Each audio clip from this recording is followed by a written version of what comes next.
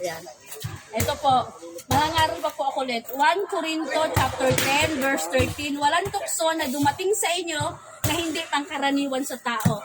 Tapat ang Diyos at hindi niya hahayaan kayo matukso ng higit sa inyong kaya. Kung hindi kasama ng tukso ay bibigay niya rin ang daan upang makaligtas kayo. Ang talatang ito ay nagpapakita na ang Diyos ay laging naroroon upang tulungan tayo sa mga pagsubok at hindi tayo hayaang mag-isa. So, ano po ba ibig sabihin nito? Diba? Kumbaga, ibibigay ko example dito sa 1 Corinto chapter 10 verse 13, yung nasunog po sa California, USA. Maliwanag po doon, usong-uso ngayon, alam ko na sa buong mundo, nasunog, may isang bahay doon na natira na hindi nasunog, which is, tapat ang Diyos sa kanyang pangako. Kumbaga, ang kamay ng Panginoon sa likod dito, gumagawa para sa ikakaligtas ng anak niya. Kumbaga, andoon pinakita ng Panginoon yung kabutihan niya na magligtas sa kapwa niya. Nililigtas ng Panginoon yung kapwa, yung tao na tapat na nagtitiwala sa kanya. Kasi sa loob mo, hindi mo niloloko-loko yung Panginoon. Kumbaga, naglingkod ka, tapat ka. Kumbaga, nag-share ka ng gospel, nangangaral ka sa ibang tao. Kumbaga, yung sabi nga, be a blessing community in your neighborhood.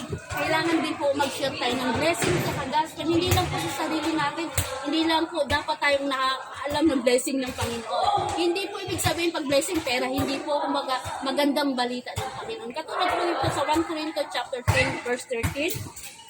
Kumbaga, ang talatang ito ay nagpapakita na ang Diyos ay laging naroon upang tulungan tayo sa pagsubok at hindi niya tayo hayaang mag-isa. Maliwanag po doon, yung bahay na yon, isang bahay sa LA, California na susunod, iniligtas ng Panginoon through on faith kasi ganun siya nagtitiwala sa Panginoon eh.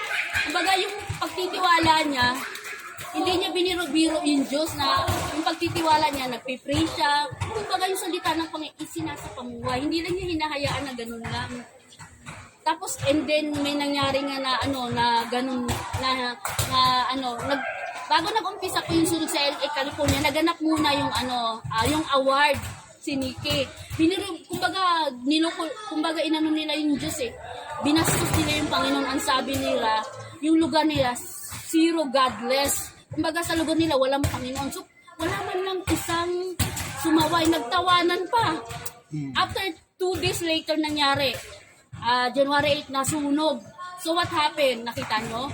Yung mga nagbiro-biro sa Panginoon, sa ngayon sa buong mundo, pinapakita ng Panginoon na siya ang pinakamakapangyarihan ng Diyos na hindi kayang pigilan ng tao. Kasi mali ang ginawa eh. Diba? Sino bang may lalang ng langit at lupa? Only Jesus Christ kapibuhay natin na hindi naman mapigilan.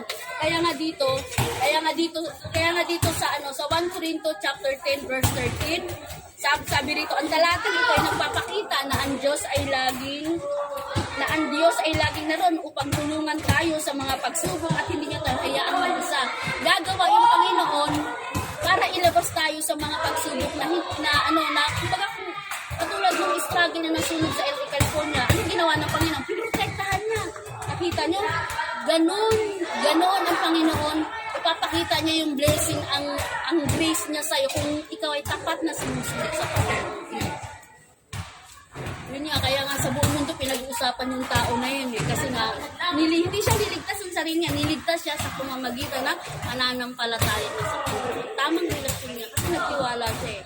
Pero kung ikaw, magtitiwala ka, wag sa kapwa mo, wag sa best friend mo mayaman. Direct ka kay Jesus kasi tayo magtiwala. Kasi kumbaga, pag sa Panginoon, hindi ka mabibigo eh. Pero sa tao, mabibigo ka. Yun lang po. God bless. Kuya, patayin ko na.